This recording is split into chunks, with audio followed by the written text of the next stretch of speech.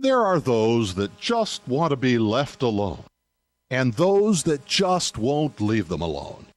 Which one are you? The Ernest Hancock Show. Take it! No, Frodo. You must take it! You cannot offer me this ring! I'm giving it to you! Don't tempt me, Frodo! I dare not take it. Not even to keep it safe.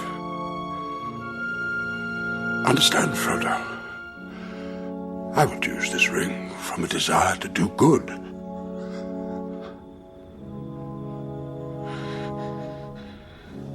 But through me, it would wield a power too great and terrible to imagine. But it cannot stay in the Shire. No. No, it can't.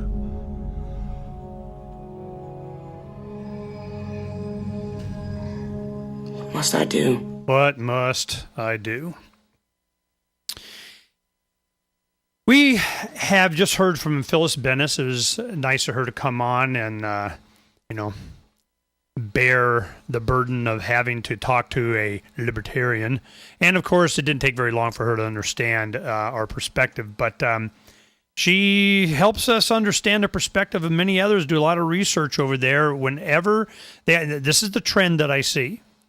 They look for an opportunity to find where there's injustices, and they, of course, want to use force to bring about justice, social justice. I am of the opinion that by getting access to the minds of young people that are all over this world are connected via the internet, that for the first time would hear the concepts of liberty, of self-ownership, how do you forget that? How do you unlearn that truth? Well, she was afraid of it. And she made it clear that she didn't want to share that one with anybody. So we can't count on her being a grapevine route getting this information out. But do you think we had any kind of impact on her thinking? No, of course not. We didn't get to talk about it. She is director of the New Internationalism Project. Well, that title, I'll tell you what's up right there. Internationalist. She's advocating for a global tax. Not just on the rich, just on they, them, those that, deserve to be taxed, and our opinion on that. But what happens is they always, we got the ring of power, the lever of power. Once of course you'll want to do good with it, but through her or the institutions that she advocates, it would wield such evil. Because it didn't even cross her mind that we shouldn't be involved. She's an internationalist.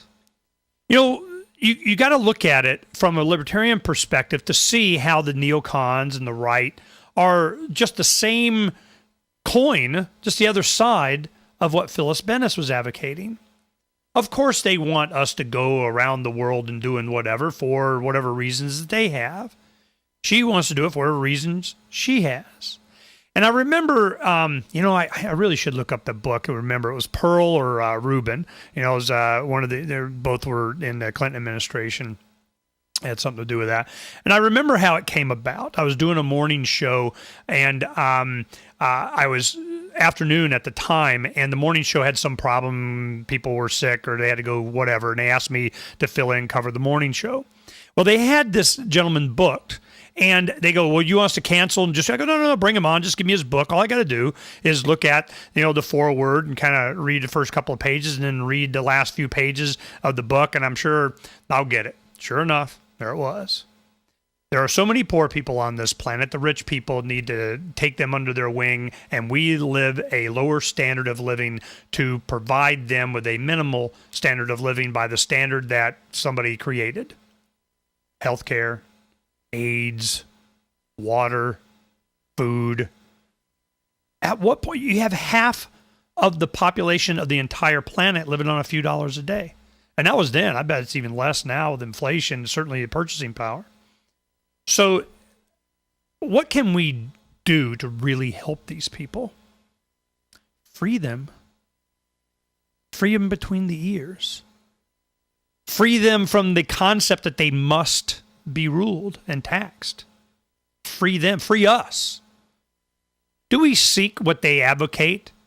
Peace, prosperity? Of course we do. Do we seek it for all human beings across the planet? Or we just want it for us and they're not allowed? Of course we want people to be free, to prosper, to have a high standard of living. Of course. Because if we don't advocate it for every soul, then we're not going to get it. I find these people, are they misinformed or are they... What? What agenda do they have? Do they seek control? Do they seek a certain advocacy of some program that they want? I mean, she's going on about how Medicare and Medicaid, is a good thing. And I'm going, wow, seriously? I mean, if you just got government out of the way, I'd be trading chicken eggs for heart transplants. I mean, and you think I'm kidding.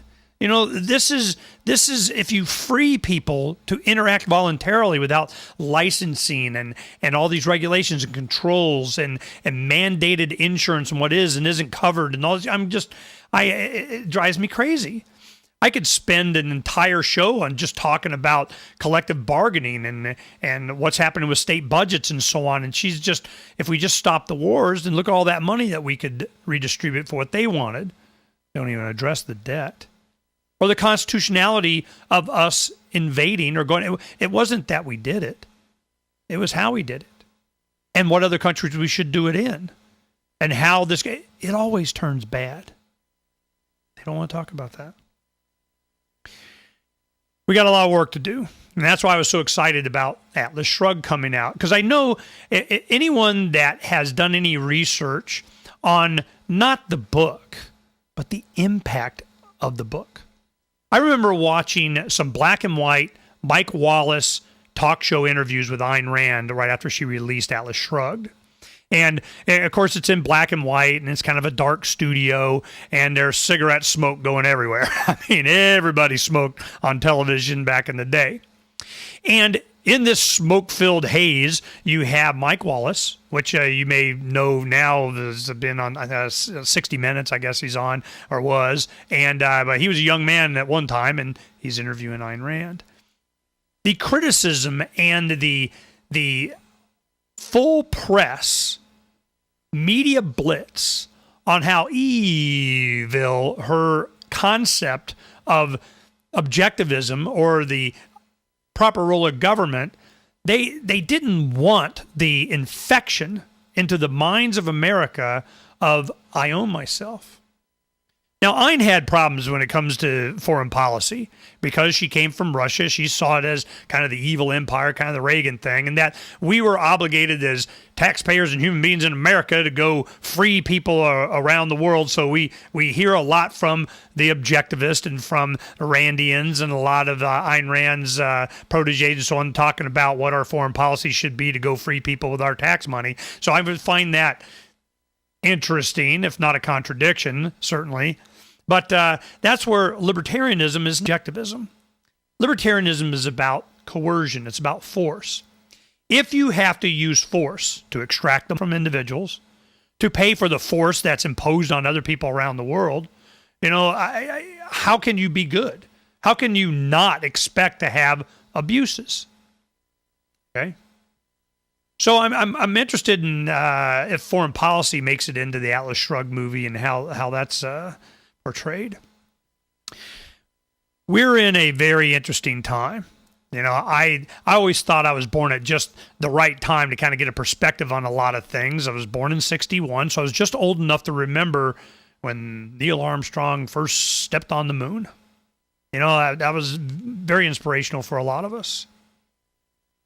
At the time, the most advanced thing in your automobile was, the spark plug and an AM radio. I mean, how then we got Pong and all the variations of video games that we saw as technology took over, and then the internet, and all of this it's all empowering individuals to be able to communicate directly, to uncover the secrets and expose the lies. Let me tell you what the big lie is. in order to get us to capitulate, to allow the theft, murder in our name, there's a promise that governments always make to defend our individual rights.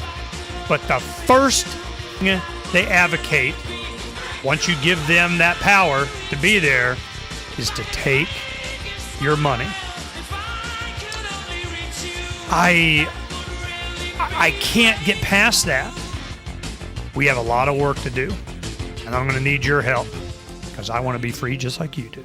Uncovering the secrets and exposing the lies. That's what readers of freedomsphoenix.com get every day. Readers of freedomsphoenix.com are constantly provided the information that detail the real news between the lines of propaganda about government policies and the true relationship we all have with coercive governments. Learn the true condition of our economy, innovations and technological breakthroughs in energy, health, computer science, and space travel. Learn the truth well before it's admitted to in the lamestream media, the media that is so last century. Corporate media has evolved into nothing more than distributors of government propaganda, but we now have a fantastic alternative. FreedomsPhoenix.com provides constant news updates on the issues that affect our lives in the most important ways. Our liberty and our property are under constant attack, and FreedomsPhoenix.com provides the understanding behind the propaganda while encouraging the participation of our readers. Join us at FreedomsPhoenix.com. That's freedoms with an S, Phoenix.com. FreedomsPhoenix.com, where the revolution between the ears has already matured.